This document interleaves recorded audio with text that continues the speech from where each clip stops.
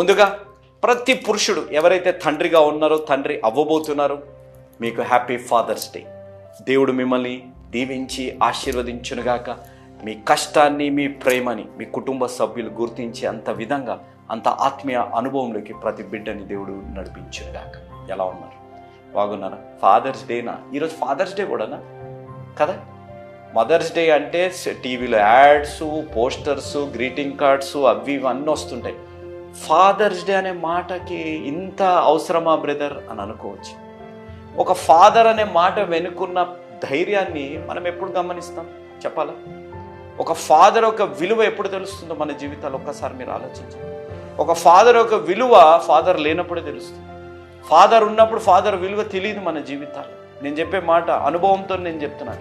నా తండ్రి ఈ రోజుకి కూడా నా తండ్రిని నేను మిస్ అవుతున్నాను. నిన్నే ఒక పెద్ద మనుషులతో మాట్లాడుతుంటే, మీ బిడ్డలు